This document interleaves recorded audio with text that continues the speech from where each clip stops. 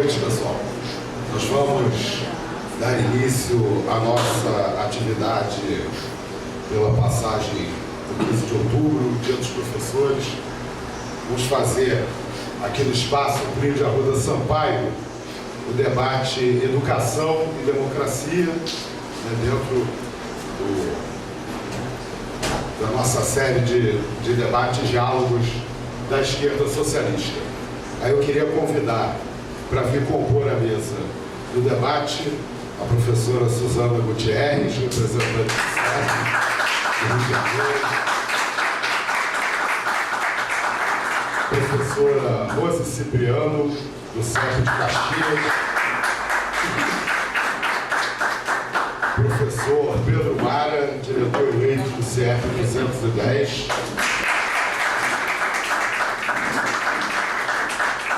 Bruno Cruz, funcionário da Unirio,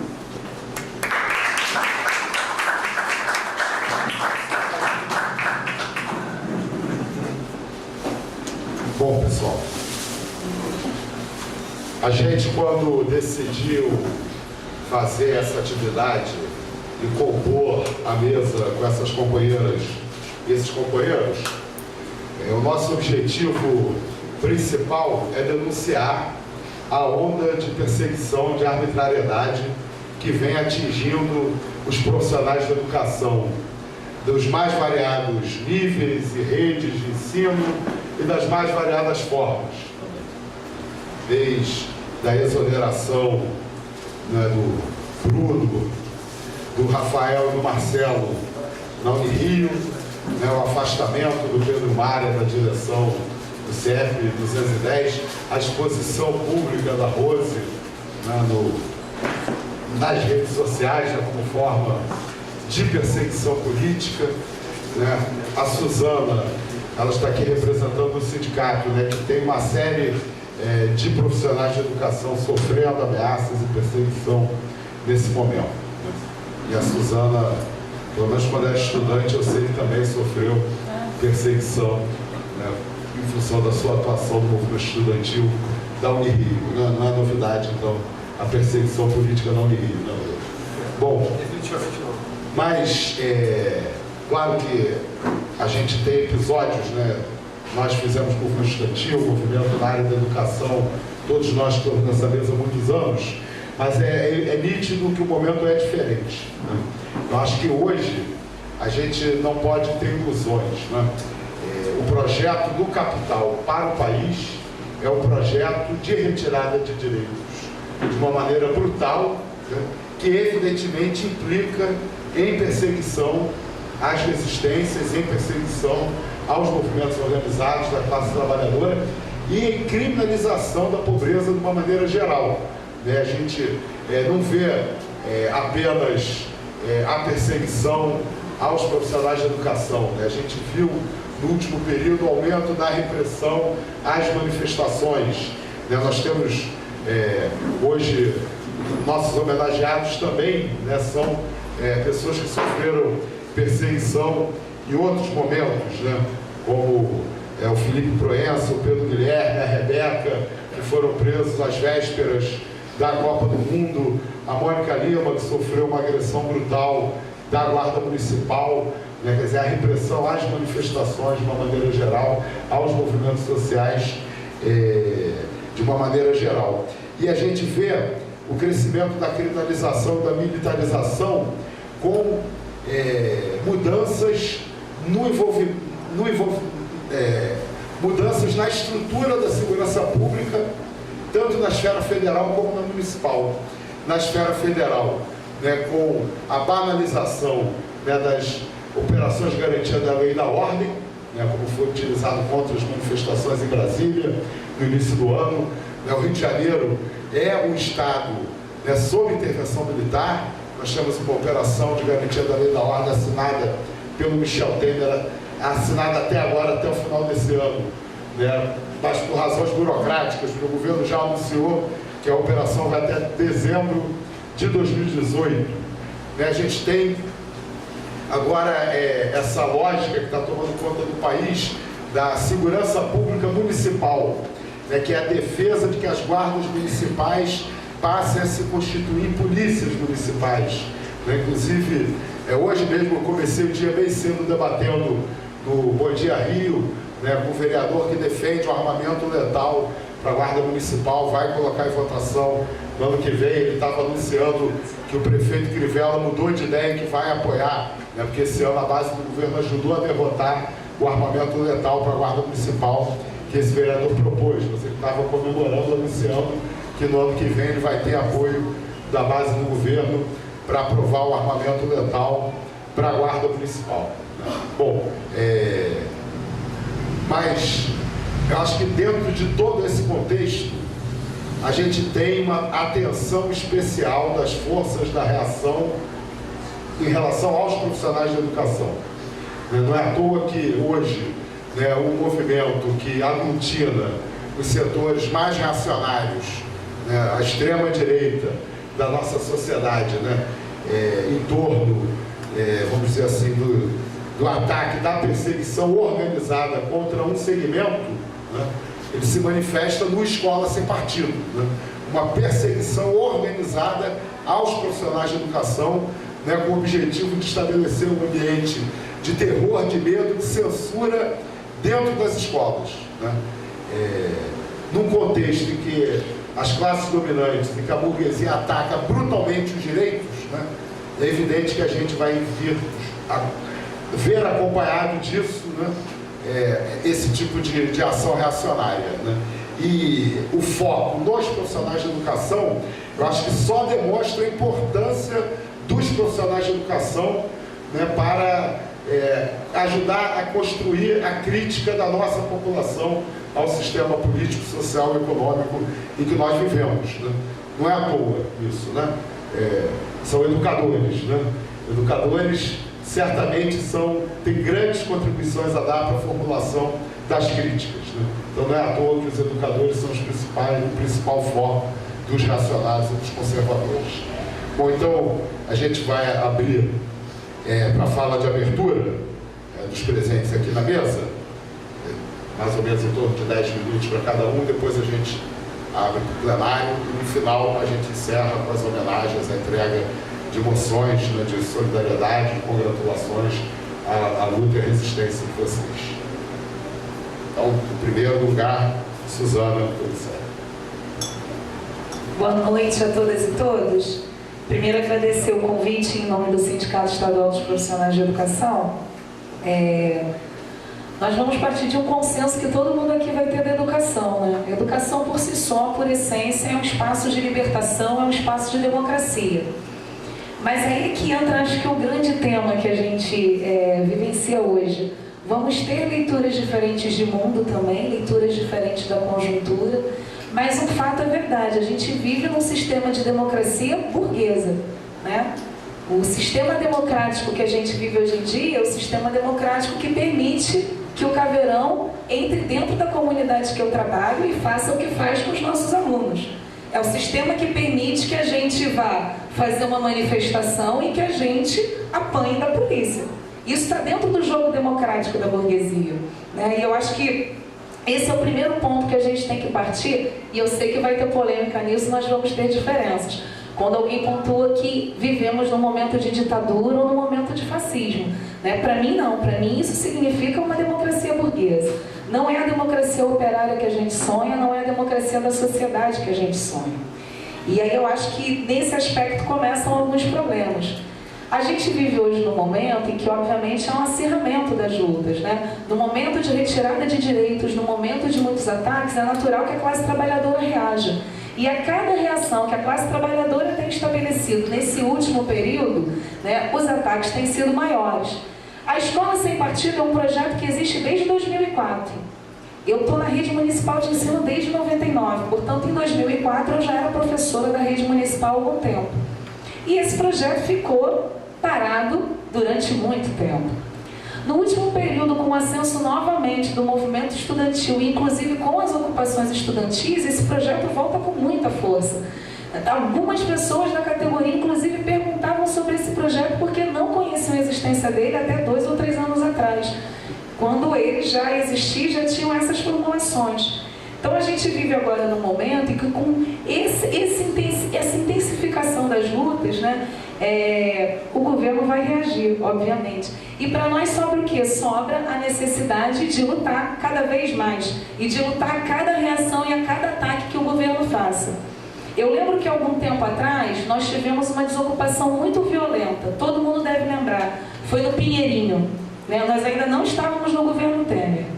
E lá no Pinheirinho, depois de toda a truculência que aconteceu, o sindicato inclusive participou de um pool, nós fomos até lá para poder prestar solidariedade, fazer o ato político. E eu lembro que tinha uma das lideranças do Pinheirinho, que era uma senhora, e que ela dizia o seguinte, eles fizeram isso para tentar nos quebrar, não só para tirar nossa casa, mas para nos quebrar enquanto que a gente acredita, para destruir os nossos sonhos. E ela dizia, eles não vão conseguir nos quebrar.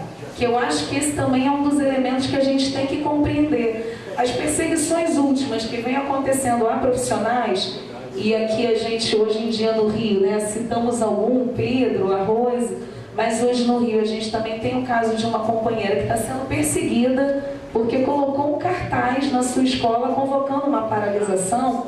Esse é um processo que todos nós temos que tomar como um processo de luta, ir para cima do governo e, obviamente, fazer com que o restante do conjunto não se sinta quebrado e nem se sinta ameaçado. Acho que a cada ataque que o governo está fazendo é o momento da gente construir uma resistência maior. Nesse último período também, é óbvio que tem que se intensificar os ataques à educação pública. Esse tem sido um setor que vem reagindo bastante, seja com greves, seja com manifestações. Então também é um processo de intensificação para esse setor, né? de tentar fazer uma perseguição maior aos profissionais de educação, exatamente para evitar alguns movimentos que vêm acontecendo. As ocupações estudantis no ano passado, no Rio de Janeiro, em outros anos em São Paulo, no Rio Grande do Sul, em Goiás, elas trouxeram uma tônica, né, de como a gente deve tratar a escola, de como deve ser esse processo, inclusive dos estudantes tomando para si pautas de combate à opressão, que são pautas muito caras para nós e que hoje em dia são pautas também que estão sendo negadas à educação, né? O Plano Nacional de Educação, infelizmente, negou o debate de gênero, negou o debate de opressões dentro das unidades escolares. Nós tivemos um problema nos últimos anos de também temos tido vetado o kit anti-homofobia, do meu ponto de vista, lamentavelmente, porque se veta o kit anti-homofobia para tentar salvar a pele do Palocci, e apesar de todos esses vetos, na pauta estudantil, nas ocupações estudantil, foi esse processo que mais apareceu, do combate de opressões. Então, assim, são uma série de elementos políticos que a gente vem tratando hoje em dia na escola, seja na resistência estudantil, seja no combate às opressões, seja no debate que tem sido feito contra os ataques, seja na qualidade dos professores, né, nessa situação que muitos pensam, né, que vem aí dentro da cabeça do Najib, do autor da Escola Sem Partido, que seria o fato dos professores influenciarem os seus alunos por uma visão de esquerda, para uma visão marxista, ou como o próprio Najib diz, para uma visão mais comunista. Quando, na verdade, o que a gente tem é a essência da escola em si. Essa é a essência da escola, né? Os profissionais, com toda a sua pluralidade, tentando desenvolver ali uma educação democrática, uma educação libertadora, uma educação que, de fato, possa fazer com que os nossos alunos construam uma nova sociedade. Me parece que os desafios que nós temos agora são muitos, e eu acho que a gente não tem que ficar preocupados, não que a gente não tenha que tomar resistência contra esse processo, mas eu não acredito que a gente possa achar que essa onda, que existe uma onda que varreu tudo e que ela vai ser triunfante, né? Até porque geralmente debaixo da onda tem muita coisa vindo, o que está vindo é luta. Eu tive esse final de semana, esse feriado, no congresso da CSP com lutas. E aí a gente tinha o relato de um companheiro indígena que ele pontuava: estou numa ocupação em São Paulo, é uma ocupação no Sumaré, perto das torres de transmissão, né? São transmissões tanto de televisão como as transmissões de telefonia. Então tem uma ocupação lá do movimento Luta Popular junto com os indígenas, e a polícia resolveu desocupar na marra aquela terra. os indígenas subiram nas torres de transmissão com arco e flecha e disseram: se vocês entrarem, nós vamos implodir o sistema de comunicação do estado de São Paulo. A polícia avançou mais um pouco. O que eles fizeram? Tacaram a primeira flechada numa torre, que era a torre que desligava a área do Morumbi. Então, toda a população ali do Morumbi ficou sem a torre de transmissão, seja da sua televisão ou impedida de usar internet no telefone ou no celular. Quando eles insistiram em entrar, que eles falaram que iam atingir a segunda torre, a polícia fez um recuo. Então, por que eu estou falando isso? Porque fundamental para nós aqui nesse debate é ter a compreensão de quais são os mecanismos de luta que a gente vai estar organizando para poder enfrentar esses ataques. Porque tem muito ataque, mas tem muita resistência. Né? São resistências das mulheres, dos quilombolas, dos indígenas e da educação, que, como eu estava falando, é a pauta da vez. Acho que o sindicato toca algumas questões, mas o sindicato por si só tem algumas limitações também. Né? Acho que é importante, o 5 aqui, enquanto parlamentar, está abrindo esse espaço, e acho que é importante a gente criar alguns mecanismos de luta e de resistência. Né? O primeiro, a gente precisa fazer com que esse debate da necessidade de uma democracia operária, do que significa de fato a educação, de qual a resistência que os trabalhadoras e trabalhadores estão fazendo dentro de cada escola que nós temos.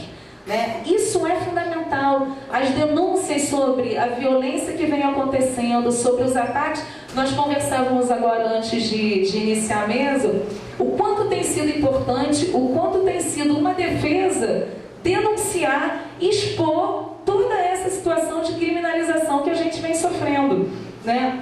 E, para concluir, acho que mecanismos de resistência, a gente precisa estar ganhando as ruas, a gente precisa estar ganhando o conjunto da classe trabalhadora que entende o que é esse processo de criminalização, porque ela sofre na pele todo dia. É como eu disse, a gente vai para uma passeata, a polícia veio o Caveirão, né, no último período até o Caveirão ficou na LERJ, tenta nos reprimir, a gente cria uma resistência e nas comunidades isso é muito pior. Lá na Maré onde eu trabalho, a polícia não entra para atacar bomba, a polícia entra atirando, porque ela tem certeza de que ali não vai ter ninguém depois com o advogado para ir na delegacia tentar soltar. Então me parece que a gente precisa mais do que nunca estar se aproximando dessa classe, da classe trabalhadora, da galera que sofre também a criminalização, está pontuando o que vem acontecendo para que a gente possa de fato estar criando uma frente de resistência da classe trabalhadora para enfrentar esses ataques e, obviamente, para continuar resistindo numa educação libertadora, numa educação democrática, na democracia que a gente defende da classe trabalhadora e não essa democracia burguesa que legitima a lei antiterror, que legitima a prisão de sindicalista, que legitima afastamento de quem está só lutando em defesa da educação pública.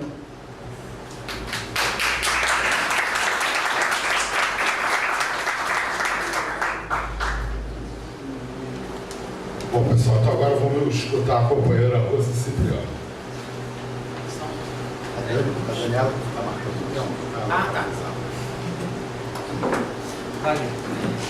Boa noite, como já foi dito, eu sou Rose, sou professora de educação básica lá no município de Caxias e também da direção do CEP do Núcleo Caxias e aqui do CEP Central. É interessante quando a Suzana coloca algumas questões, mas quando eu cheguei aqui eu peguei Paulo Freire, né?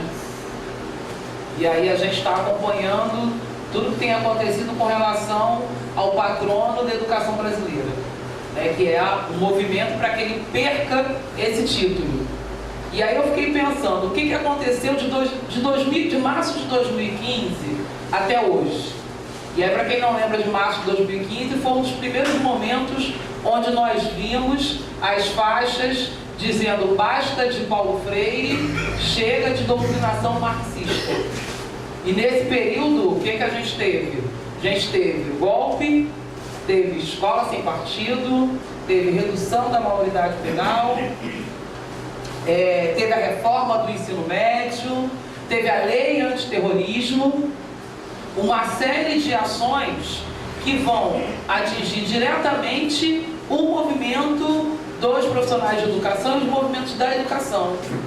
Porque o que a gente tem aí, não só no Rio de Janeiro ou a nível de Brasil, mas foi assim no México, Chile, está sendo assim no Brasil com as movimentações. a educação como ponta de lança e como questionamento, né, do status quo e dessa democracia que para a gente ainda falta muito para ser a democracia operária que a gente espera. E aí o que a gente tem vivenciado é uma série de ataques, né, à reação que os profissionais de educação têm desenvolvido Brasil afora. Eu acho que hoje a gente vive um momento que é um momento de desobediência civil.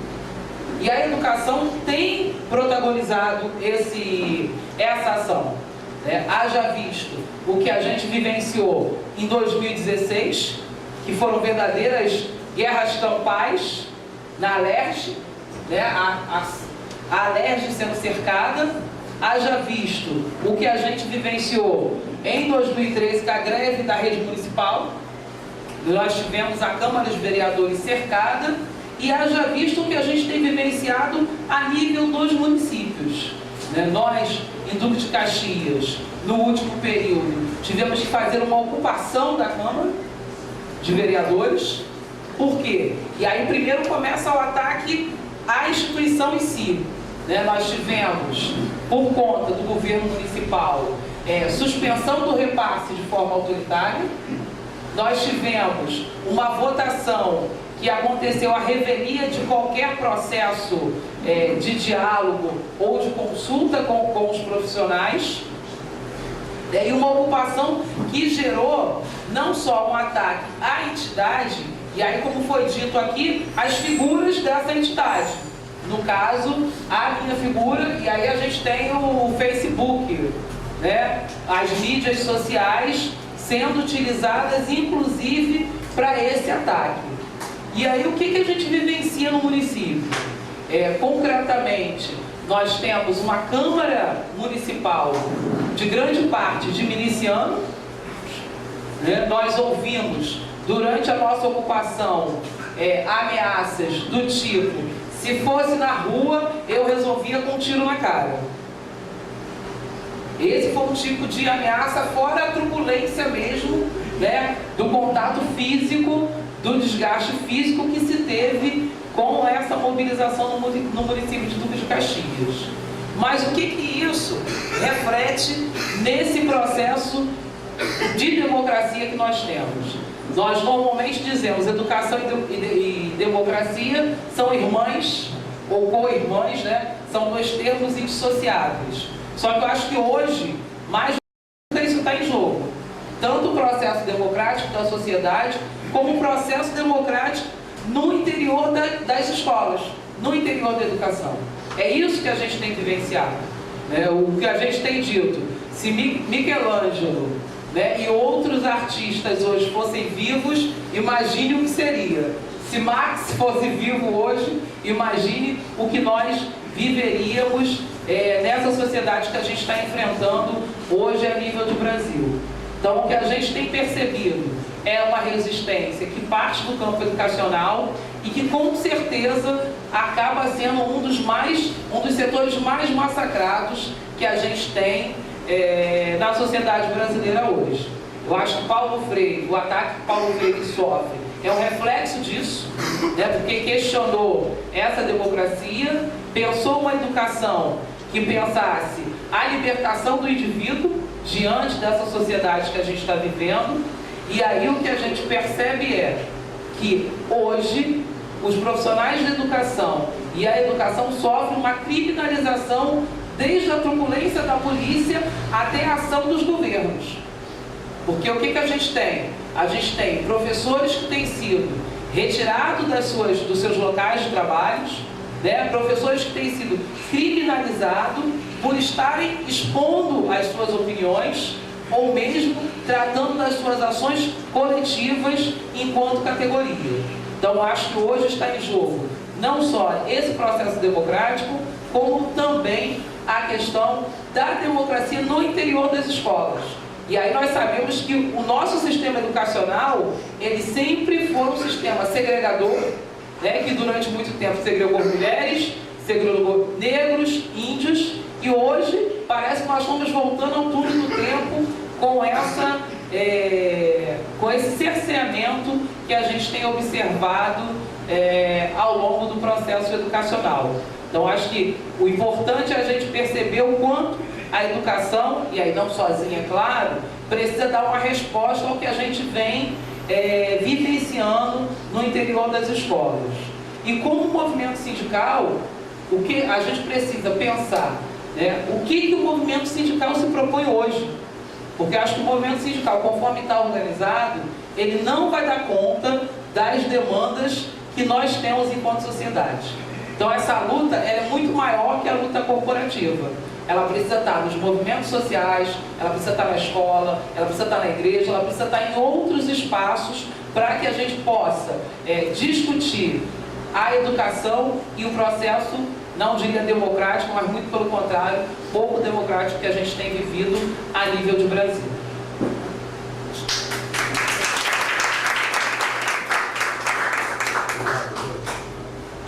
Obrigado, Rose. Então agora vamos ouvir o companheiro Pedro Mara.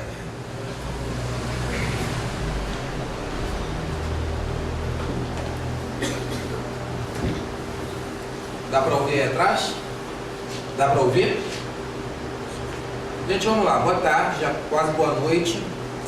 Sou Pedro Mara, antes de ser diretor de escola, antes de muita coisa, professor de Sociologia. E eu queria que a gente começasse essa discussão de hoje com algumas reflexões. A gente está chegando quase em 2018. Efetivamente, estamos chegando quase em 2018.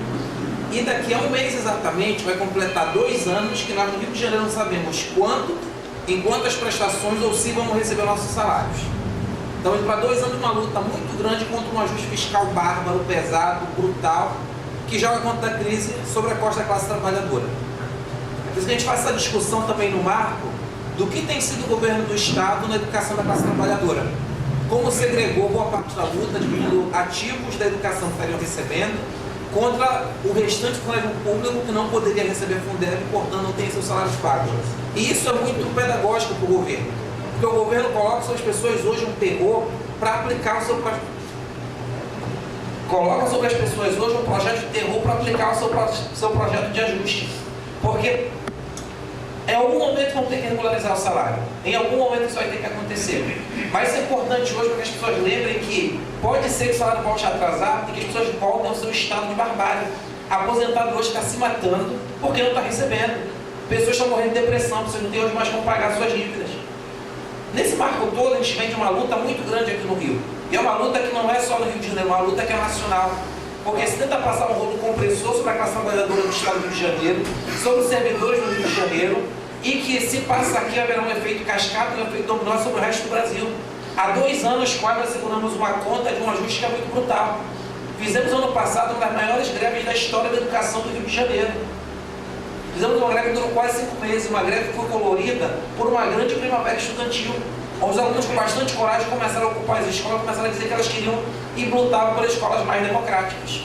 Saímos de uma greve onde o governo resolveu entregar os anéis para não perder os dedos. Resolveu entregar algumas pautas democráticas para poder segurar as questões econômicas, corporativas, enfim, tem a ver com o próprio salário. E o governo colocou um direito, colocou para a gente algo que é da nossa concepção de direito, gestão democrática, e colocou para a gente a possibilidade de escolher direções de escola. Nesse ano de 2017, depois que o Estado ainda estava em polvorosa, veio um ataque brutal. Antes de falar de gestão escolar, gestão democrática, é preciso fazer um balanço de 2017 do que acontece. Desde a circular 33, que adianta vários itens da reforma trabalhista, que colocou professor de artes para dar sociologia, colocou professor de geografia para lecionar biologia, professor de educação física para lecionar inglês. A gente teve a circular 33 que colocou pessoas sem formação para dar qualquer coisa, e foi dado qualquer coisa para o filho da classe trabalhadora. Foi dado qualquer coisa para o filho do pobre. Foi dado qualquer coisa para quem não pode pagar. Para quem não pode, muitas vezes, resistir ao ataque que é colocado à classe. A circular 33 colocou também a possibilidade de alocar os servidores em vários locais, ferindo o direito que estava no concurso público edital, que eu faço concurso para regional tal, eu sou alocado em São Gonçalo, faço concurso para São Gonçalo, eu sou alocado em Nova Iguaçu. Casos bárbaros de pessoas que moravam em Guadalupe, estavam dando aula em Itaguaí.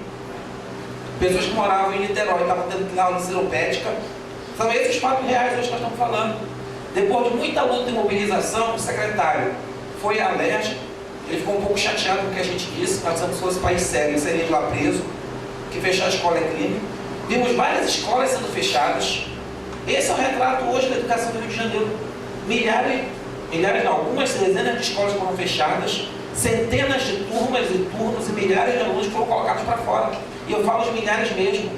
Se matricularam esse ano na rede estadual 240 mil alunos, 20 mil alunos a mais do que o ano de 2016. E o governo do estado, em vez de abrir turma, em vez de abrir escola, em vez de fazer concurso público, foi lá e começou a fazer uma perseguição bárbara. Porque quando o estado coloca o professor para dar aula lá naquele lugar, deixa eu falar palavrão, está fazendo um convite para o cara se retirar. A porta da rua é serventia da SEDUC. É esse o recado claro que manda. Depois vieram várias resoluções, resolução 5531, 5532, coloca critérios para fechar a escola.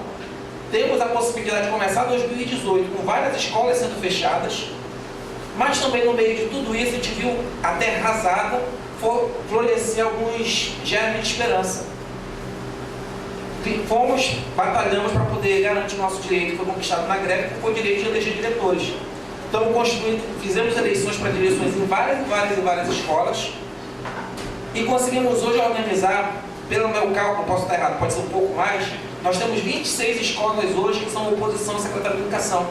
Então, falando de um quantitativo de 50 diretores hoje que são oposição à Secretaria de Educação. E eu vou falar assim, com toda sinceridade para vocês. Diretor eleito de escola comprometido com a educação pública é um terror na cabeça de qualquer privatista de plantão da SEDUC. É um terror na cabeça de qualquer parasita que há muitos anos saiu da sala de aula e não tem pretensão nenhuma de voltar.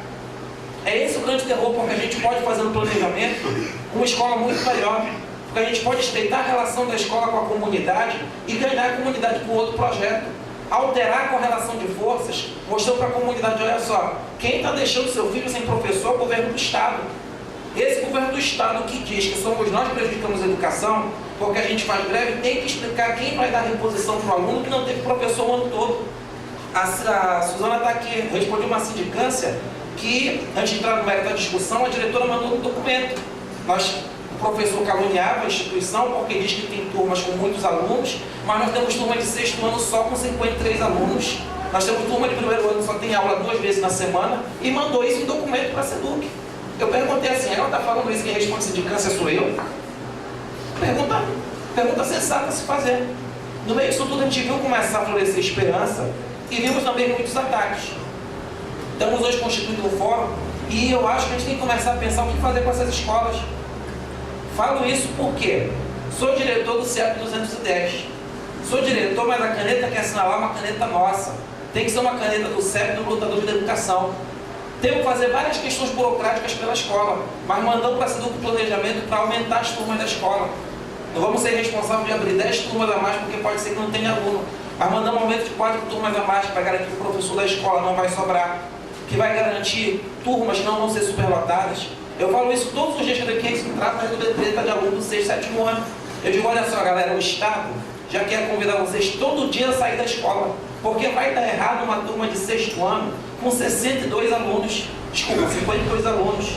Vai dar errado uma sala de aula que não tem um ar-condicionado. Então tem que compreender que é natural o aluno fazer tudo aquilo. Vamos passar a mão na cabeça do aluno, mas precisa conversar com ele pedagogicamente e falar a real. A real é que o Estado quer que você vá para aquele lugar. A real é que o Estado quer que você desista de estudar. E no meio de tudo isso, nós tivemos ataques que não foram fáceis.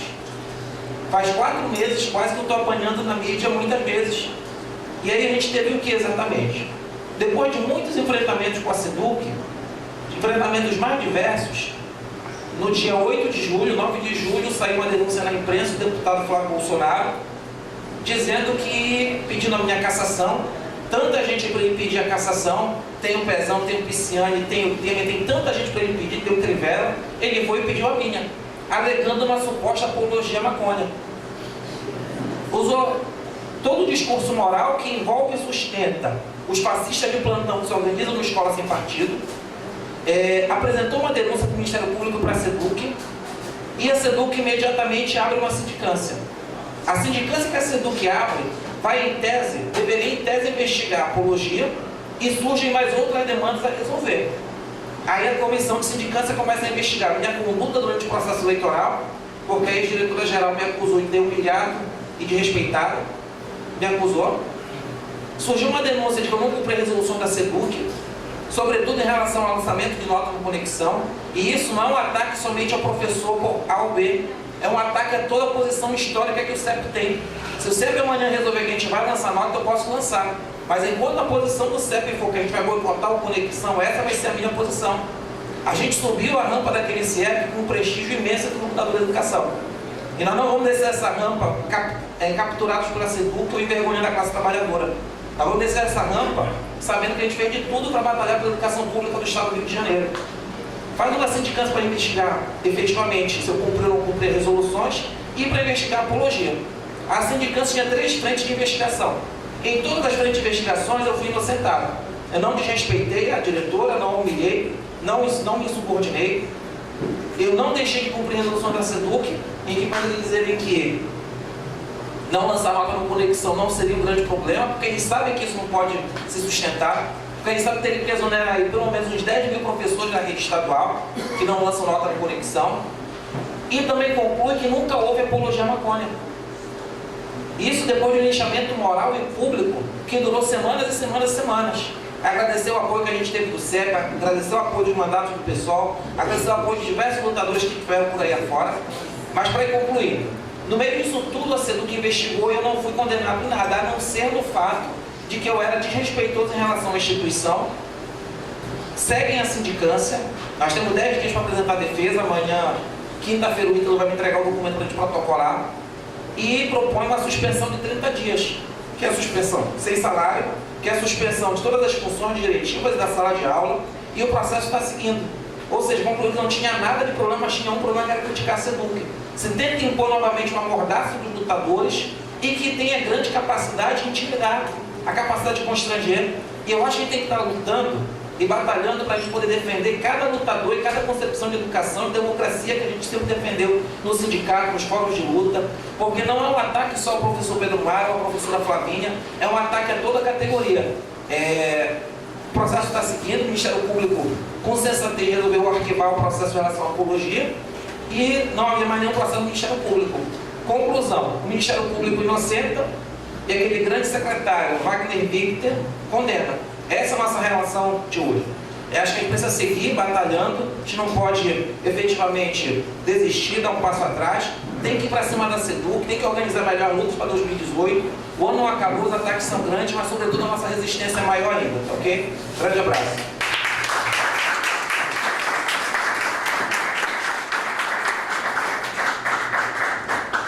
Obrigado. Obrigado, Pedro.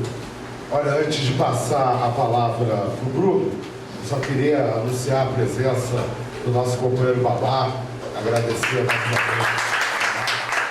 criador do nosso partido, histórico da luta pela educação. E agora passar a palavra para o companheiro Bruno Cruz. Quero começar agradecendo ao Cinco e ao mandato todo por estarem estabelecendo essa mesa. É uma iniciativa muito importante. O mandato do Cinco é um mandato que eu tenho uma relação muito afetuosa, já de muitos anos. Nós participamos do movimento estudantil juntos. E eu fico muito feliz de agora estar aqui, o Cinco pegando essa pedreira que é enfrentar a Câmara Legislativa, né? A Câmara dos Vereadores. E é legal que é um mandato que não é burocrático, é um mandato que tem um diálogo direto com a sociedade e esse é o momento que isso se comprova. Ao mesmo tempo, assim, me sinto orgulhoso de estar aqui hoje, podendo representar um segmento que eu participei bastante ativamente, que é os técnicos administrativos das universidades públicas. Mas o tema de educação e democracia ele é um tema muito caro e acho que a gente está num momento muito tenso, não só pelo que aconteceu dentro da Unirio, mas pelo movimento que acontece, que é o movimento estrutural, no qual o Pedro Mara está sendo vítima agora. Temos uma professora na rede municipal, como disse a representante do CEP, que botou um cartaz colocando uma posição política legítima, muito legítima, e que agora está ameaçada de exoneração por causa disso. E isso não é fortuito nem casual. Isso é um projeto. É um projeto de criminalização dos movimentos sociais, que já se institui há muito tempo e que agora está atingindo a base da educação e a categoria sindical. Quer dizer, não é uma questão burocrática, a sindicância do Pedro Mara ter pego 3 casos e aí, irregularmente, ter inventado uma quarta questão que não estava na sindicância e tentar dar uma suspensão ou exonerar ele por causa disso. O recado é simples. O Pedro é oposição. E a oposição vai ser criminalizada e vai ser exonerada e tirada do serviço público. É esse o recado que está sendo passado agora. O que a gente passou lá na Unirio foi exatamente isso. A Unirio, para quem não acompanha a nossa realidade histórica, ela foi ponta de lança no movimento dos técnicos administrativos em 2014, em 2015, e fizemos uma defesa do nosso hospital universitário contra a privatização da EBSER, pelos 3 segmentos, pelos docentes, pelos técnicos administrativos e pelos estudantes. O Pedro Mário, inclusive, na época era estudante, participou desse processo de defesa, e fomos covardemente cortados do nosso hospital universitário. O reitor, ilegitimamente, assinou em ad referendo a sessão do hospital. Isso não existe. Era patrimônio da universidade, não poderia ser assinada a sessão dele em ad referendo. Olha só que legal. Na véspera do consune, que ia legitimar a assinatura do referendo, o reitor simplesmente abre o processo administrativo contra as lideranças estudantis e contra as lideranças sindicais. Nós éramos 5, nós éramos 20 diretores do sindicato, 5 receberam processos. No dia 10 de março, dia 15 de março, era o consune. Tomamos um golpe, 3 dos nossos foram exonerados, dentre os quais eu, como coordenador geral na época, outro coordenador geral e um coordenador de políticas sindicais, e os outros 2 continuaram sofrendo processo, foram condenados a restituir à instituição R$15 mil que eles não tinham e nem deviam à instituição. Mas o objetivo ali não era descobrir se você fez ou não fez uma irregularidade, se foi ou se não foi um ato, se é ou se não é apologia às drogas. Não, o objetivo ali é político. A institucionalização da criminalização, ela já é antiga, mas agora ela é descarada. Ela entra em todos os espaços. Isso que eu e nossos companheiros sofremos aqui na Unirio, um outro companheiro sofreu em Santa Catarina. Olha que legal.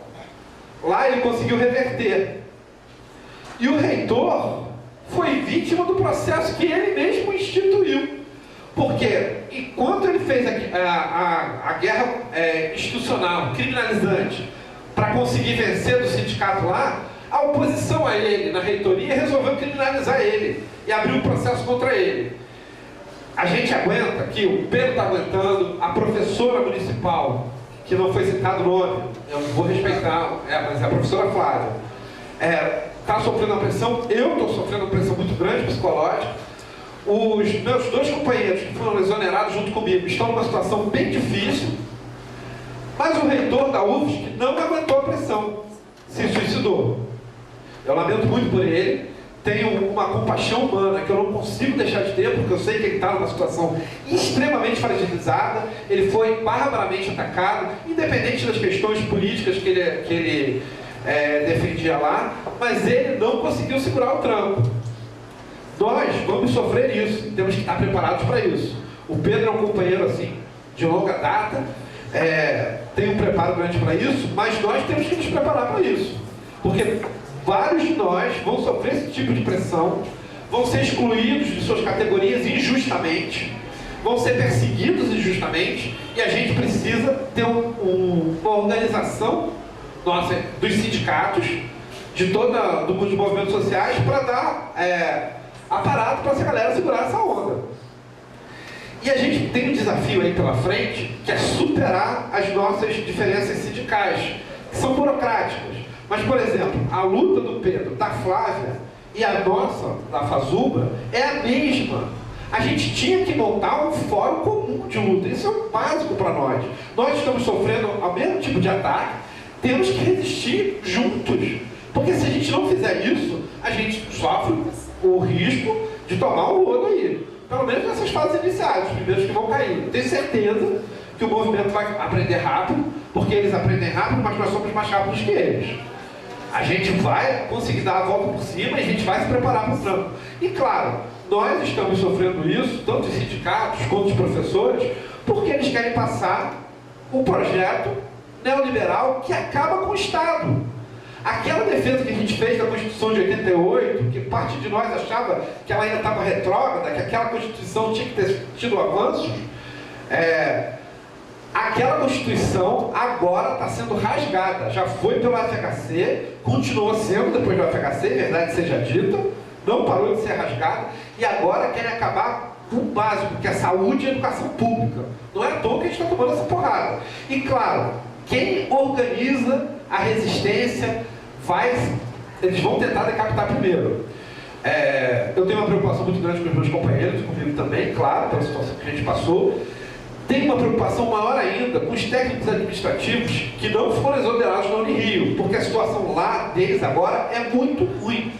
A situação de medo, porque quando você vê os coordenadores sindicais, do sindicato que te defendem, sofrendo assédio moral e sendo cortados no assédio moral, quem já sofre assédio moral silenciosamente no seu ambiente de trabalho, e lá isso acontece com muita frequência, não é pouca, a Unirio, o Cico estava citando aqui, mas é uma das entidades universitárias mais retrógradas que tem, porque ela foi criada para ser do irmão do João Batista Figueiredo.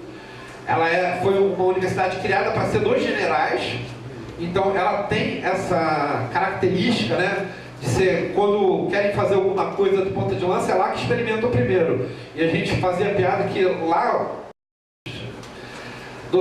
assim, o esquema que está no poder costuma ser mais realista que o rei. Então, se o Temer pensa em fazer a galera de lá quer fazer já A mais, né, que é para mostrar o serviço. Lá é uma situação brava. E os 3 coordenadores sindicais tendo sido exonerados, quem não foi exonerado, quem está lá trabalhando, está sofrendo grande assédio, como nunca sofreu antes. E está totalmente desolado. Então a gente precisa organizar, superar as diferenças sindicais e fazer uma frente de resistência ampla de todos os sindicatos. Aonde estiver tendo perseguição e criminalização da luta, a gente tem que estar atuando junto. E a gente ainda não tem burocraticamente um órgão para fazer isso. Eu quero terminar agradecendo mais uma vez ao Cico. Esse momento e esse espaço de fala foi fundamental para a gente. Lá na Unirio a situação está muito brava e a gente poder estar aqui dialogando com vocês foi um momento muito importante assim, para todos os técnicos de lá. Obrigado.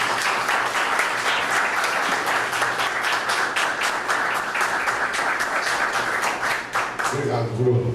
Bom, pessoal, a gente vai abrir então para as falas de vocês. Quem quiser se inscrever, Luciano levantou a mão? Então pode começar, Luciano. Só pedir para quem quiser falar para vir aqui quando for falar, porque a gente está fazendo transmissão ao vivo pela internet. Quem falar aqui aí do lado da mesa, acho que está legal, né, João? Ali.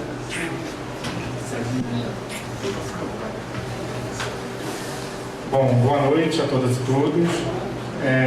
Meu nome é Luciano, sou profissional de educação também, professor, e no momento estou na assessoria do mandato do deputado Flávio Serafim. Então vim aqui também em missão para saudar o espaço, saudar os companheiros e compartilhar algumas reflexões. É importante, esses momentos são fundamentais com os lutadores, as lutadoras e os educadores aqui presentes, porque amplia o sentido pedagógico do trabalho em educação, que é transcender esses limites do imposto, do institucional, de determinadas regras, de determinado projeto civilizatório. Estamos aqui na resistência, na luta, para articular, na verdade, novos horizontes, novas formas de se construir o conhecimento. E aí é indissociável atuar, né, trabalhar na gestão, trabalhar no chão da escola, no sindicato, na universidade. Então, esse processo que a gente está vivendo aqui é muito importante e a gente precisa sempre tratar, cuidar com muito carinho, porque é uma das dimensões fundamentais da nossa luta, da nossa existência enquanto lutadores. E aí o mandato faz uma saudação aos companheiros e companheiras presentes, à atividade, e também se soma nesse processo que todos aqui bem colocaram, de resistência a uma face cada vez mais perversa de um projeto há muito sendo construído, que é um projeto na qual se esvazia a educação do seu caráter educativo, quando se tenta cada vez mais, de maneira mais concreta, mais fria, mais perversa, fazer da escola e da educação fábrica, né? Linhas de produção de consciências, de corpos, de mentes. E aí a gente resiste a esse projeto histórico e tenta, claro, construir um outro projeto. Então, nessa perspectiva que a gente está aqui, de fazer essa saudação, colocar aqui, reafirmar como bem colocado, que o espaço da institucionalidade, o espaço do parlamento, ele é muito limitado e ele só avança com a luta organizada da sociedade, dos profissionais da formação. Um exemplo bobo, eu estava ontem olhando os projetos do mandato que foram aprovados, por exemplo, projetos que falam da questão dos 30 horas dos servidores de educação, da eleição para diretor, né, claro, em coautoria com outros deputados, e todos esses projetos coincidiram com o período de greve da rede estadual e da ocupação das escolas. Então, a história, né, não cansa de nos dar exemplos concretos de que, né, só a luta, só enfrentamento, só o combate articulado, pensado, né, e de maneira solidária faz avançar e faz a gente enfrentar esse dragão da maldade em suas várias formas que aí estão. Então, com esse espírito que a gente está aqui junto, compartilhando as ideias e também o cotidiano das lutas com os companheiros que aqui estão e outros que infelizmente não puderam estar aqui, inclusive o Flávio. Mas é um bom debate para todos nós e muito obrigado por estarmos juntos. Obrigado, Luciano. Alguém levantou o braço e ouviu vista? Mais alguém se inscrevendo? Senão a gente passa para a entrega das moções. Lá atrás, por favor.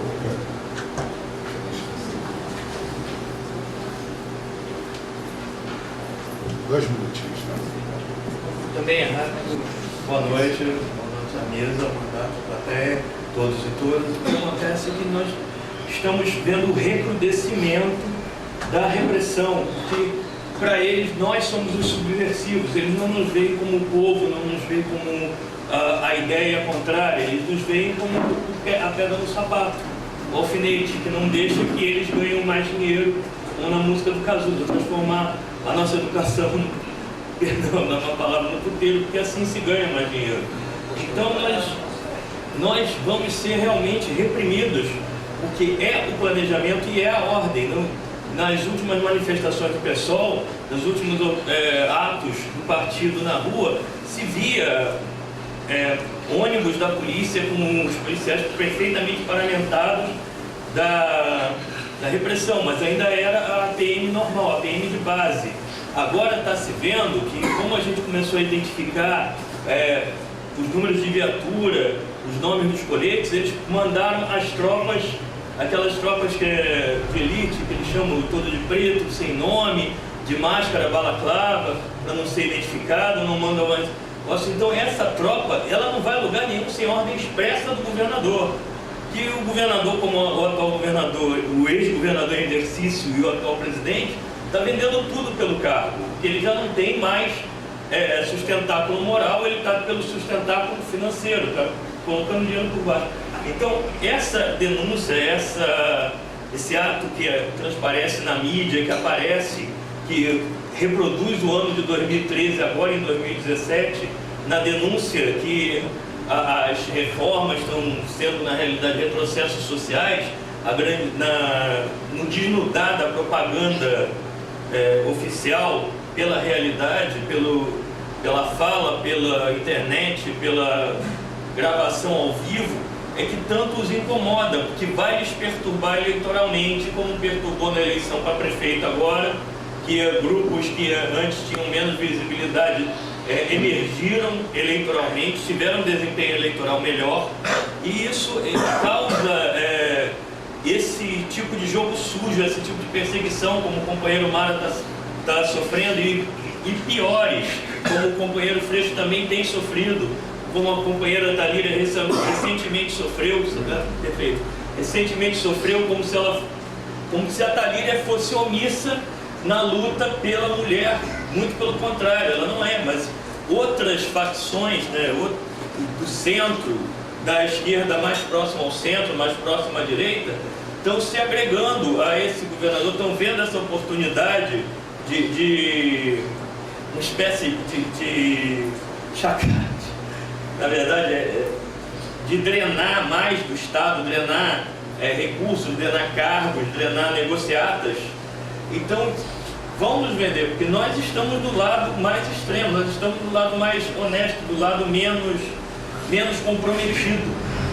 E isso incomoda, isso, a própria postura honesta, o próprio aparecimento na Rede Globo de televisão como contraponto da situação do PSB que foi feita pelo companheiro Ciro, todas essas coisas trazem visibilidade ao partido, trazem um aumento, trazem uma esperança de que a resistência tem efeito, não a resistência de negociata, a resistência de entreguista, não, a resistência pura, limpa, a resistência da honestidade sem o entreguismo, sem a hipocrisia social. Bom, obrigado, boa noite. Alessandra, 2 minutinhos, tá? Antes de mais nada, eu queria agradecer a presença, né, dos companheiros. Muitos aqui a gente tem alguns tipos de divergências, né, em algumas práticas, mas a gente está na luta juntos. Ao Felipe, ao Pedro, a Rebeca, a Mônica, que são companheiros de luta, que muitas das vezes a gente diverge, mas tiveram a bondade, o carinho de estar presente, né? A solidariedade, a gentileza de estar presente. Então, em nome do mandato, a gente agradece a presença de vocês e reconhecer os companheiros de ombro a ombro, mesmo com algumas diferenças, é muito importante, porque a gente sabe quem está ao nosso lado na hora da porrada, né? Então eu queria agradecer e dizer que é o seguinte, eu sou professora da rede municipal e eu sempre ouvi na rede municipal, eu trabalho há 18 anos na rede, que a rede municipal ela não lutava igual a rede estadual, né, Suzana?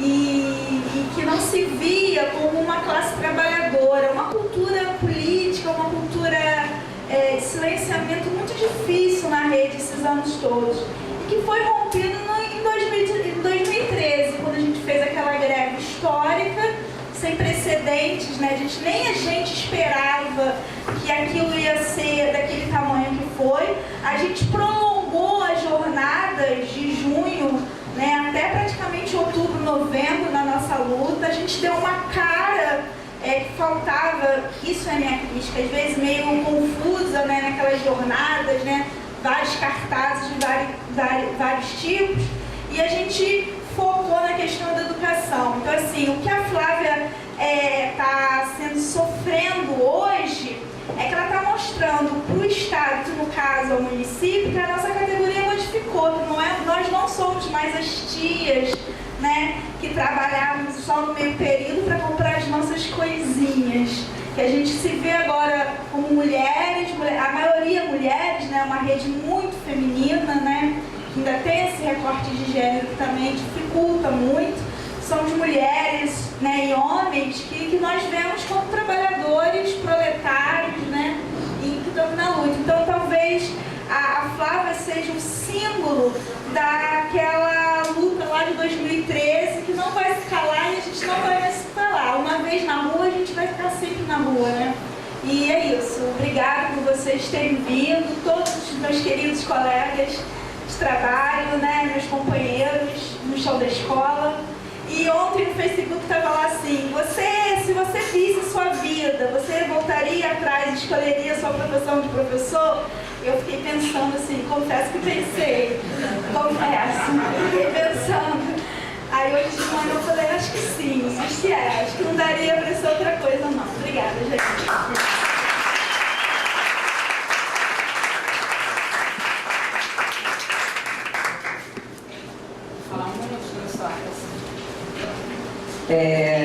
Eu queria primeiro saudar, porque eu acho que esse é um momento assim, o coro está pequeno, mas ele está abusivamente representativo. Eu acho que isso assim, é de uma grandeza a gente alcançar um momento desse, de tanta dureza da luta e conseguir estar nesse espaço aqui com tantos pensamentos divergentes, mas como a Alessandra falou, com uma unidade da luta. E sem hipocrisia, assim, teve uma hora ali que eu me emocionei vendo Suzana, que está ombro a ombro do meu lado há muitos anos, como Cinco, como Bruno, e ver o Felipe, que é um companheiro que eu posso dizer aqui, sem medo, que foi um dos meus maiores companheiros de luta dentro da educação. Ele sabe o que eu estou falando, a gente viveu muita história junta. O colega e professor Alfredo Baltazar manda um beijo para você, inclusive da figura do Gilson, da galera. E dizer que isso aqui tem que ser um exemplo para a esquerda. Eu acho que a gente tem aqui a presença da Rose, do Pedro Mara, do Bruno, da Suzana, do Felipe, do Pedro, da Rebeca, da Mônica, significa diálogos da esquerda. E a esquerda precisa aprender a dialogar, ela precisa aprender a dialogar para a gente poder chegar num ponto de não deixar um Pedro ser perseguido, porque a representação que a gente tem hoje de um diretor que veio da luta de uma greve não é pouca coisa. Isso foi uma conquista que talvez a categoria ainda não tenha dado conta do que representa ter 26 diretores representando a luta. Isso não é pouca coisa. Eu acho que tem que ficar uma proposta, inclusive, para o CEP, que a gente possa estar fortalecendo esses que representam a luta como gestores da escola atualmente. E quero parabenizar esse mandato que eu colaboro há tanto tempo, que eu tenho muito orgulho de estar aqui com vocês.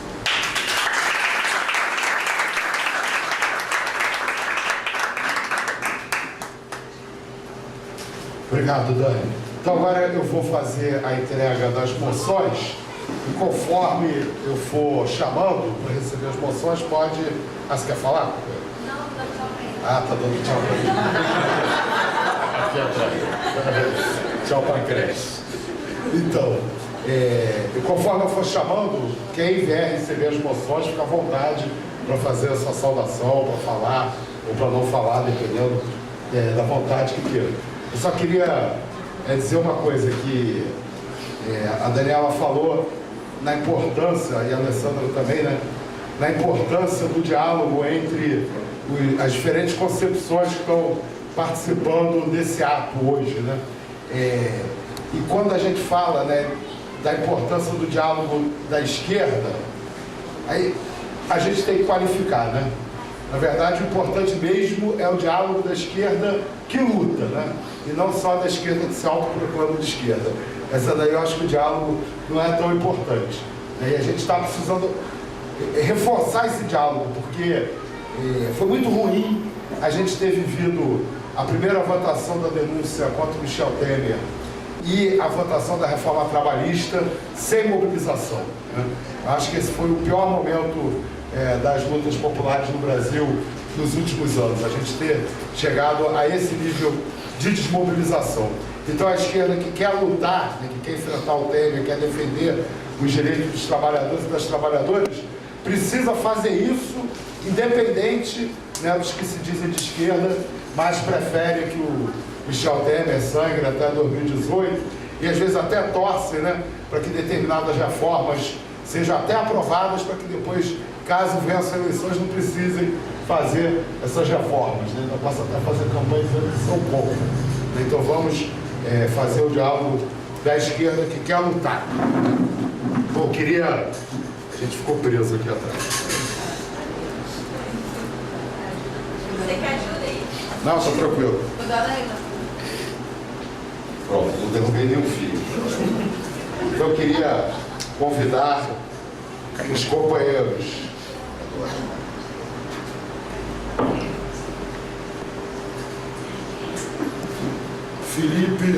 Felipe Proença, Pedro Guilherme Freire e Rebeca Fongo, representando os companheiros que foram detidos arbitrariamente nas vésperas da Copa do Mundo.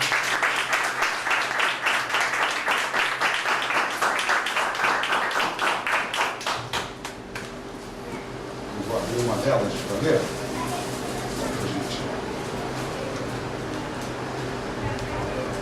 Professor Felipe Proença, acreditamos que a educação é um instrumento fundamental na transformação de nosso mundo, sendo a escola pública laica e de qualidade pilar essencial na garantia dos direitos dos cidadãos.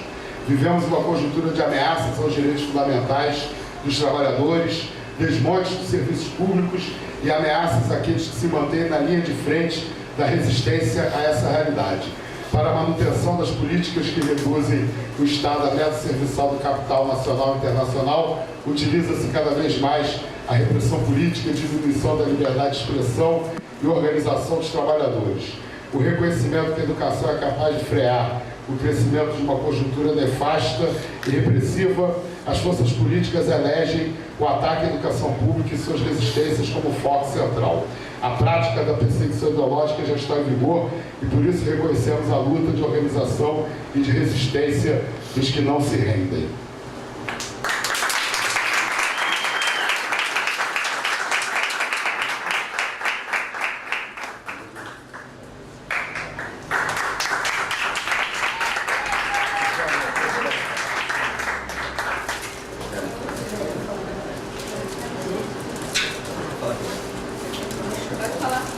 Pode falar sobre a fala.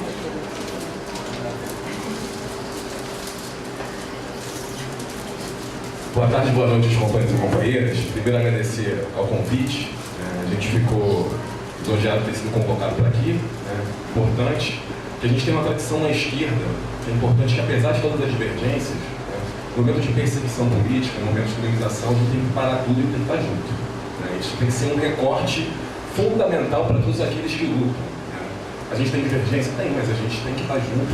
E se acontecer alguma coisa com a companheira Daniela, qualquer companheiro aqui também pode contar com a minha solidariedade, o meu respeito, a gente está sempre junto na luta. Isso é uma tradição nossa que a gente nunca pode deixar de ter de vista.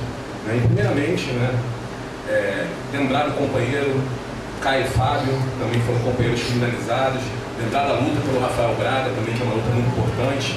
Tem o caso dos 23, tem outros casos, mas esses casos também são emblemáticos, No caso do Rafael Braga, principalmente, durante muito tempo, uma parcela importante da esquerda não participou efetivamente desse caso. O caso ficou, certo tempo, muito esquecido. Isso, infelizmente, é muito triste.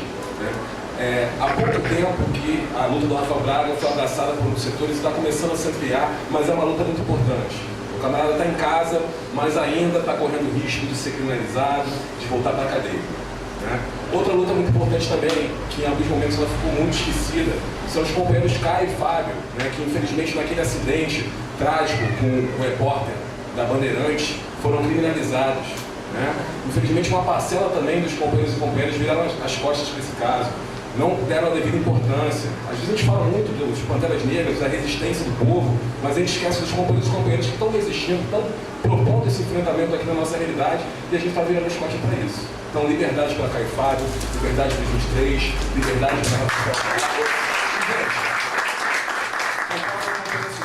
a gente precisa superar essa democracia burguesa. Quando a gente fala de democracia, a gente não está defendendo esse modelo de democracia que a gente vive. Esse modelo que a gente vive é uma mentira, não é democrático para ninguém. A democracia que a gente vive é uma das muitas formas de dominação da burguesia sobre o povo, sobre a classe trabalhadora. A gente precisa pensar um outro modelo, a gente precisa romper com essa estrutura de democracia burguesa, implementar um outro modelo, voltar a falar de revolução, voltar a falar de socialismo, voltar de falar de mobilização da classe trabalhadora e ação direta. É esse que é o caminho, companheirada. Esse é o caminho e liberdade para todos aqueles e aquelas que lutam.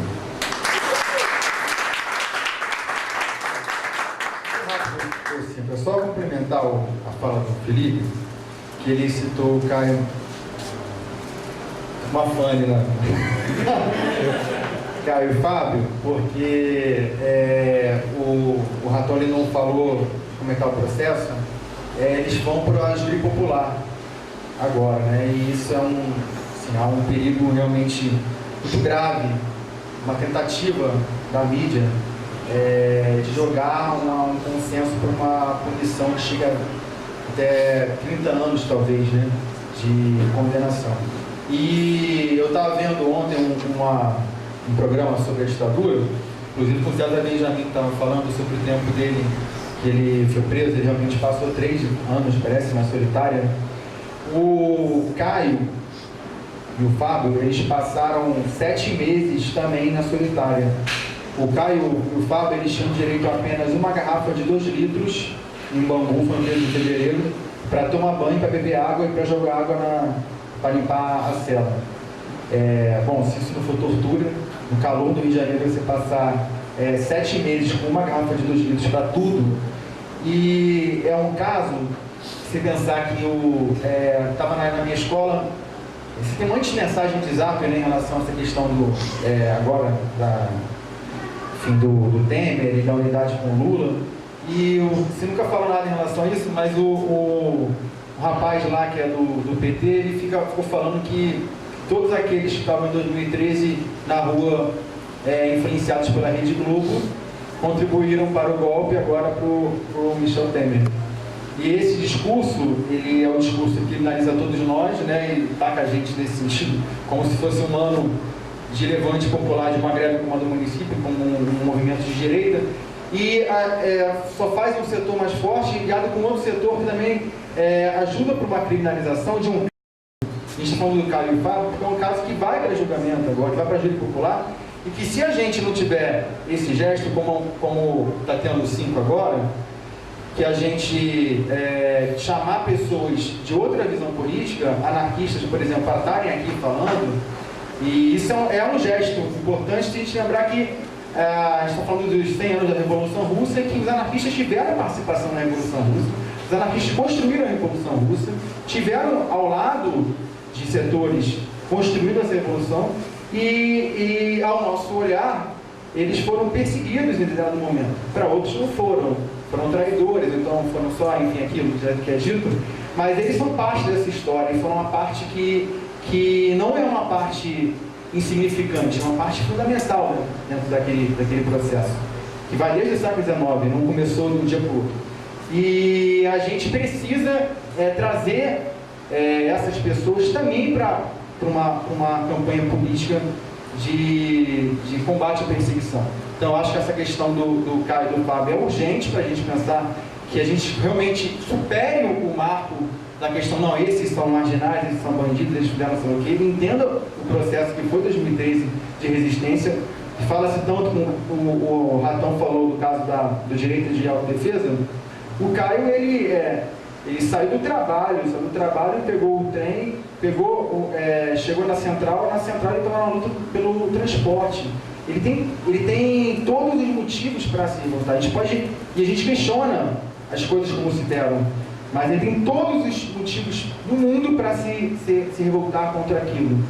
E a gente não pode estar do lado da Rede Globo nesse momento, ajudando nesse argumento.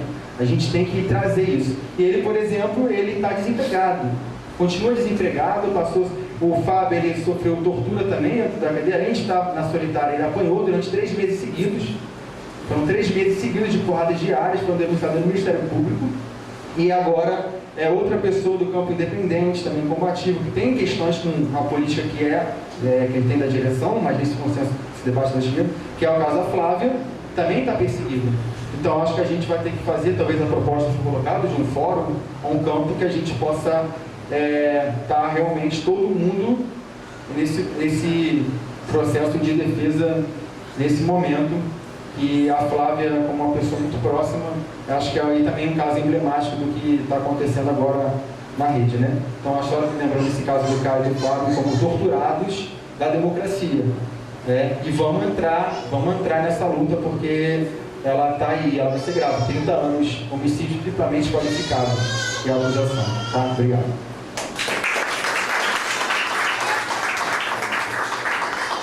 Boa noite. noite, companheiras e companheiros. Agradeço também a homenagem a todos nós. Na verdade, não é só a mim, é a todos nós, professores e professoras, educadores de uma maneira geral. Queria ressaltar que, mais do que nunca, a gente está num momento da vida que a gente precisa relembrar a história e que a gente precisa afirmar que existem categorias, né, que se dão no concreto, como, por exemplo, a categoria classe. Né? Nós participamos, nós somos classe trabalhadora. Então, dentro da classe trabalhadora, a unidade, ela não é uma utopia, ela é necessária para a luta, só que deve ser uma unidade construída no chão de cada escola, no chão de cada indústria, no chão de cada trabalho, né? Uma unidade construída com muito diálogo, com muito respeito à diversidade. E, nesse sentido, eu até saúdo esse espaço, porque é um espaço que se pretendeu, né, plural, e isso é muito importante, ainda mais na conjuntura que a gente está vivenciando. Queria ressaltar que hoje a classe trabalhadora ela tem presenciado inúmeras formas de autoritarismo, de controle, de perseguição, né? São inúmeras formas que atuam conjuntamente e não isoladamente. O militarismo de cada favela, o militarismo de cada escola, né, o assassinato dos nossos alunos, a perseguição a cada professor, né, a criminalização dos movimentos sociais, a criminalização de setores como o setor que eu particularmente dialogo, acredito, como por exemplo setores anarquistas, né, que reivindicam o anarquismo. Então, tudo isso faz parte de uma só estrutura que oprime a classe trabalhadora, que não pode ser reproduzida entre nós. A gente precisa ratificar, né, esse sentimento de solidariedade de classe. Então, fortaleço muito nesse sentido as palavras que o Pedro e o Felipe colocaram anteriormente com relação a outros casos de perseguição que a gente precisa estar atento, né, que a gente precisa se solidarizar ainda mais, né? Muitas vezes esses casos passam batido, a gente não pode deixar passar batido. A gente precisa estar mais atento, e aí falando especificamente do tema democratização da escola, né? A gente precisa estar mais atento a instrumentos de controle sobre a classe trabalhadora, instrumentos gerenciais que estão atuando no chão da escola, né? O batimento de metas, a lógica de se atuar na escola, produzindo cada vez mais, gastando menos recursos, né? Essa lógica tem implicado em cada vez mais trabalho, cada vez mais exigências sobre os trabalhadores de educação, e a gente tem que estar disposto a resistir. Essa resistência não é pacífica, essa resistência não é mais na base do diálogo. O diálogo já passou o tempo, o próprio capital está sinalizando para a gente que a época da conciliação teve o seu fim. Então eu acho que está no momento da gente ter mais maturidade para compreender que somos nós conosco mesmo, ou eles vão nos atacar de uma vez só, e a todos nós juntos. Então, assim, galera, mais uma vez reforço aqui a iniciativa de solidariedade entre nós.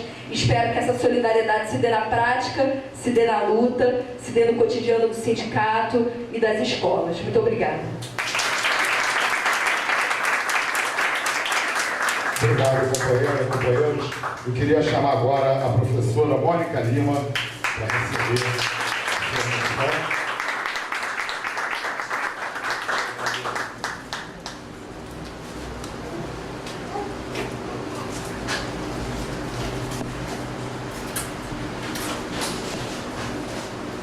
É o mesmo texto, né, das outras moções, eu não vou ficar cansando a gente lendo o mesmo texto várias vezes, né?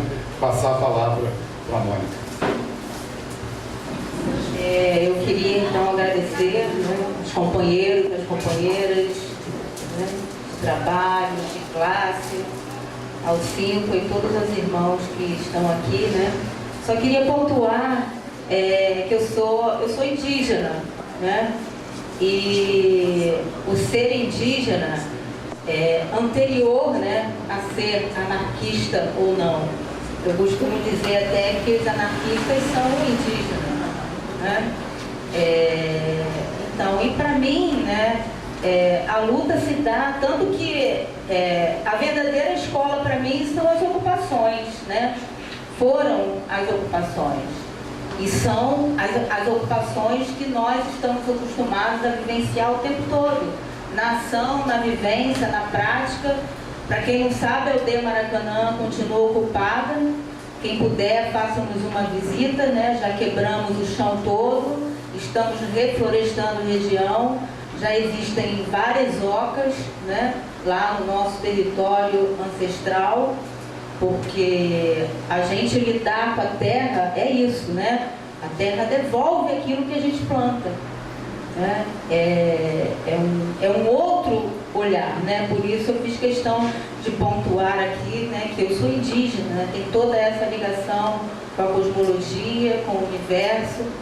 E aí não podemos realmente, e nessa homenagem, né, a maior homenagem que eu tenho que só agradecer, né, a todos vocês, é de continuar multiplicando, né, as nossas ações.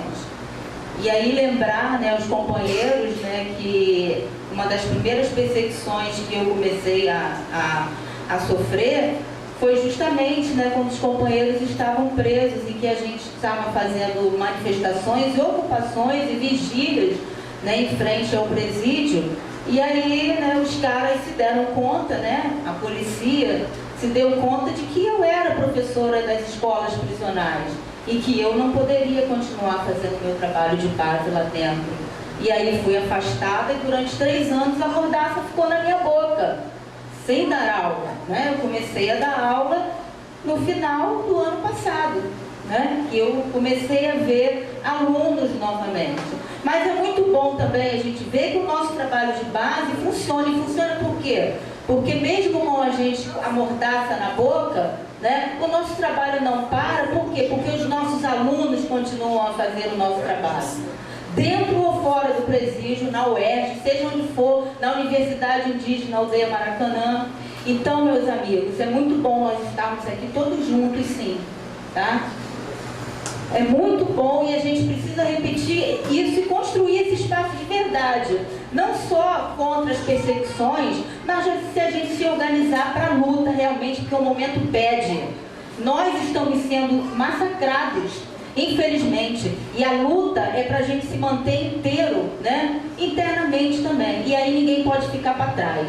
E já foi lembrado o Rafael, o Caio, o Fábio, né? E aí é que eu teria muitos motivos para fazer a defesa deles aqui também, mas eu queria lembrar também do Tom, da FIS, né? Que também está preso, né? E todos aqueles que estão naquele presídio ainda hoje, né? Dando aula, são muitos os motivos pelo qual a gente precisa lutar pela liberdade, minha gente. Ayara, Auê. Então agora eu vou entregar a moção de solidariedade e agradecimento ao professor Pedro Henrique de Souza Tavares, Pedro Mauro.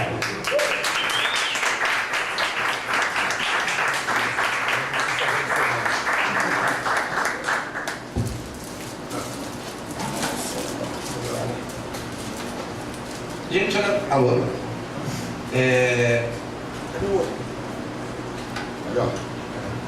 Alô? Gente, olha só. Eu acho que a atividade de hoje cumpriu 3 papéis importantíssimos. O primeiro porque ela manda um recado muito claro para os inquisidores modernos, seja para o Victor, para o César Benjamin, para o Crivella, para o Pezão, de que a gente não está sozinho. Mesmo com todas as limitações que existem no parlamento, a gente tem tido um apoio necessário e fundamental, independente de qualquer divergência de concepção de movimento, de vida, a gente tem tido esse apoio. E é importante que a gente mande esse apoio, mande esse recado para cada burocrata, cada ratazão interno e gravado desse Estado. O Luciano está acompanhando de muito tempo toda essa situação, pelo mandato do Flávio, mandato do Renato Cinco também. Acho que esse é o primeiro ponto. O segundo ponto, que é fundamental, é para a gente poder socializar a discussão fundamental da perseguição a quem luta. A escola é principalmente um espaço de resistência, sempre foi. É um dos poucos guarda-chuvas que resiste a todos os ataques dos trabalhadores. Escola é sinônimo de resistência. E essa escola, por essa escola que a gente luta, é essa escola que nos dá princípio de em cada dia trabalhar, seja na gestão da escola, seja no chão da escola, porque são esses princípios que nos movem. O valor de que a educação é mercadoria é o que nos faz cada dia sair, perder o nosso sono, nossa família, namorado, namorada, para poder estar lutando por uma sociedade melhor. E acho que o terceiro ponto, 5, para nós particularmente é mais importante, porque não é fácil levar essa cacetada sozinho. A solidariedade está aí, é importantíssimo tudo que a gente viveu. o apoio do CEP, o apoio dos sindicatos, o apoio do ANES, o apoio dos mandatos, o apoio de diversos coletivos por aí, mas sinalizam pra gente que a gente não está sozinho, isso é o principal. Muitas vezes a gente teve vontade de desistir, muitas vezes eu passei áudio para a Suzana chorando. Cheguei no último congresso do CEP, no congresso do CEP, 2 semanas atrás, chorando. A Suzana parou o congresso e disse: a gente vai colocar para toda a categoria o que está acontecendo. E esse é o principal, que a gente não está sozinho. Que a gente pode estar sozinho lá em Belfort Roxo, está ameaçado por miliciano, teve sindicância, mas a gente tem um sentimento que a nossa luta é uma luta conjunta que só faz dar sentido a um projeto coletivo construído por muitas mãos. Esse é o principal sentimento que a gente leva daqui hoje, que a gente não está sozinho, que a gente tem que seguir. E isso vai nos animar para chegar na escola amanhã e construir uma outra escola, batalhar por uma educação emancipatória, contra todos os fascistas do plantão e principalmente contra os privatistas e os fascistas como cortina de fumaça. Esse é o recado da gente. Obrigado para todo mundo e sua luta muda a vida. Obrigado.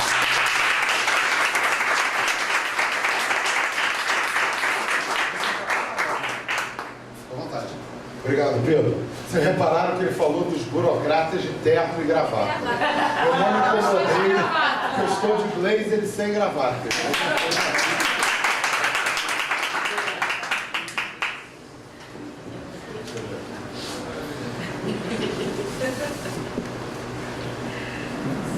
Eu chamo carinhosamente de uniforme de Canadá. Agora, entregar a moção de solidariedade e agradecimento à professora Rosa Cipriano.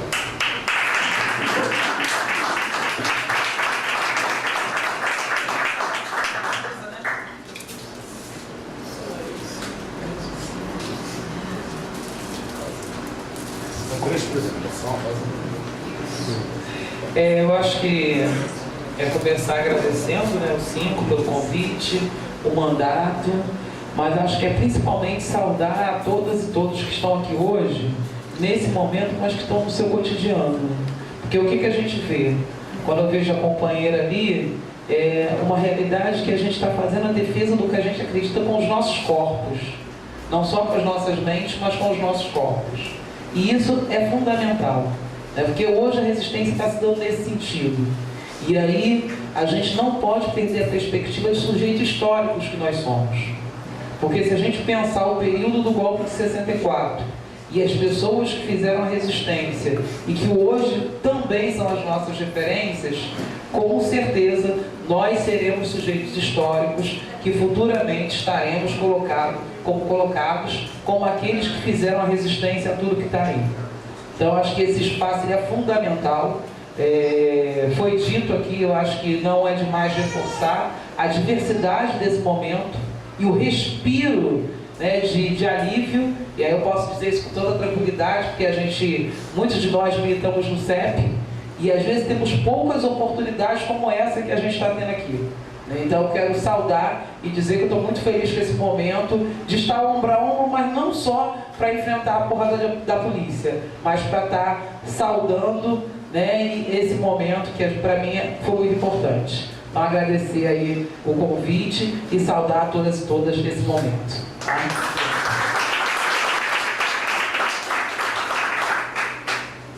Obrigado, Rose. Então eu vou entregar agora as moções, né, do Rafael Melo, do Marcelo Silva, né, junto com a do Bruno, que vai receber pessoalmente a deles e depois vai levar os companheiros. Né? Moção de solidariedade e agradecimento ao técnico administrativo do Rio, Bruno Cruz.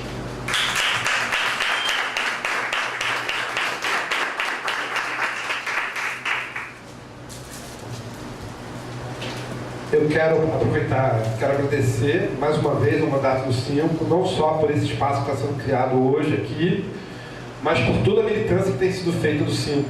Antes dele ser vereador, desde a época que ele ainda era estudante universitário, que ele sempre foi do lado da luta. Tenho muita honra de ter tido a oportunidade de militar com ele durante todos esses anos. Então agradeço muito por tudo, por todo essa luta e pelo espaço que tem sido o seu mandato, que tem sido um espaço de movimentos sociais, de trabalho de luta, que entende que a perna lá dentro da Câmara Legislativa é só uma perna, que a luta acontece do lado de fora. A gente precisa ter voz lá dentro, mas é aqui que ela acontece. Agradeço em nome dos 3 técnicos, eu, Rafael e Marcelo. Agradeço em nome de todos os técnicos administrativos da Unirio. E vou ser presunçoso de agradecer em relação a todos os técnicos do Brasil, porque a gente sofreu tudo que a gente sofreu, porque fizemos uma luta incansável para não deixar que o Hospital Universitário fosse privatizado. Alguns acham que a gente falhou, mas o fato de a gente ter resistido bravamente lá dentro da Unirio permitiu que a UFRJ, por exemplo, até hoje continuasse com os hospitais delas públicos.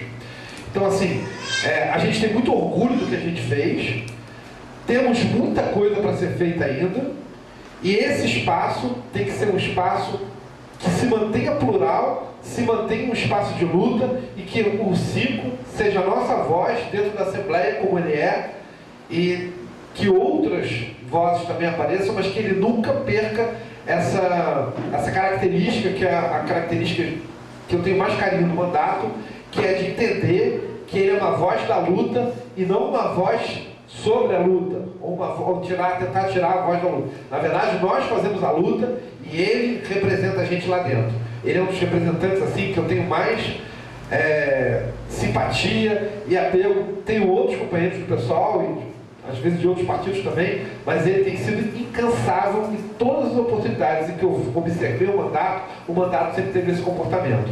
E eu fico muito feliz de ter tido, inclusive, os anarquistas aqui hoje, que eu sei que eles não necessariamente concordam com essa tática da luta, mas o fato de eles estarem aqui presentes significa que nós estamos organizando a luta fora das Assembleias Legislativas, dos parlamentos e da Assembleia Legislativa. A luta está sendo organizada dentro dos movimentos sociais. E alguns dos nossos representantes tiveram a tarefa em glória, eu considero a tarefa do CICO uma tarefa em glória, de estar representando a gente lá com os canalhas, porque eles são os canalhas. Com terno ou sem terno, com gravata ou sem gravata, eles são definitivamente os canalhas. Mas nós vamos vencer no final. Não tem como nós perdermos. Porque a gente não desiste, nunca. E isso é uma das coisas que eu acho mais legais da gente. A gente não desiste. A gente vai lutar, e a gente vai fazer uma educação libertária, vamos fazer uma sociedade libertária. Não sei se eu vou estar vivo para ver isso, mas com certeza, os meus netos ou os meus descendentes vão viver de novo um mundo que vale a pena. Obrigado, sim.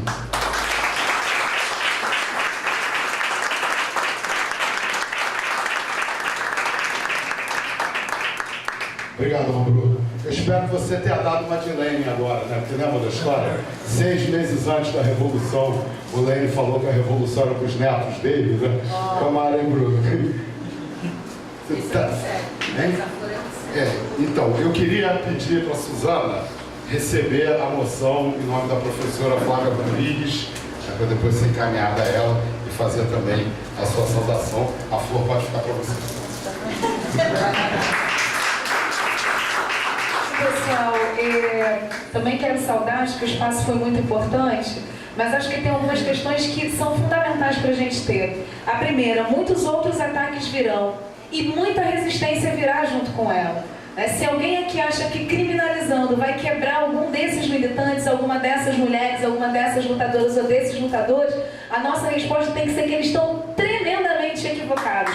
Porque para cada um que eles criminalizarem, nós vamos levantar mais 100, mais 1000. E queria fechar já com o anúncio de um calendário. Essa semana, amanhã, 2 horas da tarde, tem um ato na Prefeitura da Saúde. É importante quem puder ir, está fortalecendo o espaço da saúde. Na quinta-feira nós temos 2 horas da tarde, o ato de resistência na UERJ. No dia 10 de novembro, um dia de paralisações. E são com esses calendários de luta, colocando o pessoal na rua, o povo na rua, a classe trabalhadora lutando, que a gente vai conseguir definitivamente acabar com esse sistema, acabar com essa sociedade capitalista e com essa democracia burguesa que só serve para nos criminalizar. Muito obrigada aí pelo espaço.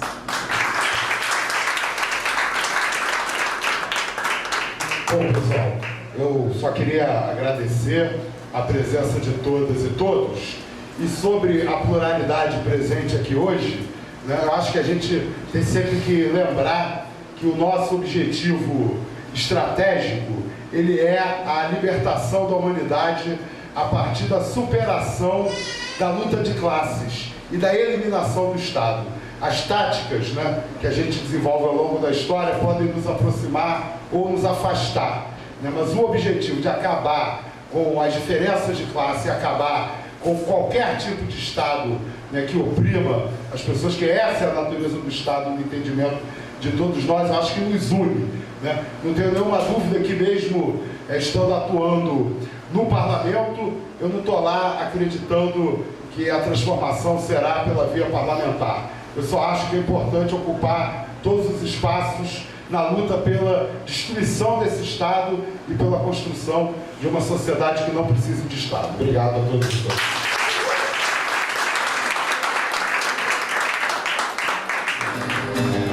Mas você quando chega em casa, você é a patroa, é a empregada, você é assim, ela é a cama. Pode crer, racismo existe. Pela hierarquia social. Mas você vem com essa cara dura, dizendo que a nossa mistura é democracia racial.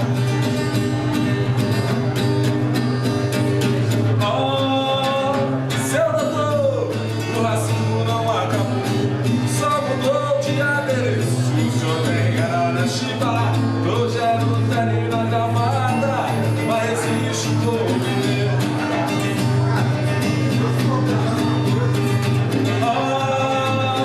Seu doutor, o racismo não acabou, só mudou de adereço. O senhor tem era na chiba, hoje é no terno na gravata, mas existe um povo. Quando o camburão tem um pouco de navio negro, quando o patrão tem um pouco de senho, toda favela tem um pouco de senzala. Pode crer, é verdade, seu doutor. Toda prisão tem um pouco de alcatraz, toda empregada tem um pouco de escravo, e todo policial tem um pouco de capitão do mar. E todo policial tem um pouco de capitão do mar. Mas hoje racismo é crime. Tá na carta magna da nação. Mas se racismo fosse crime mesmo, fiz todo mundo tava preso, põe a sociedade no camburão. Seu doutor ainda acredita esse papo de princesa Isabel.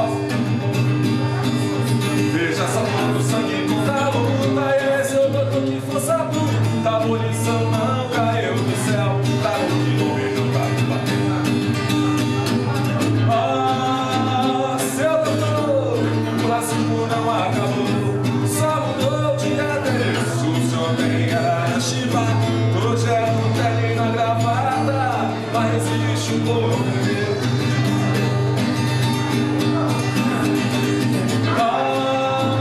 Seu doutor, o racismo não acabou, só mudou de adereço. O senhor tem era na chibata, hoje é no terno, é na gravata.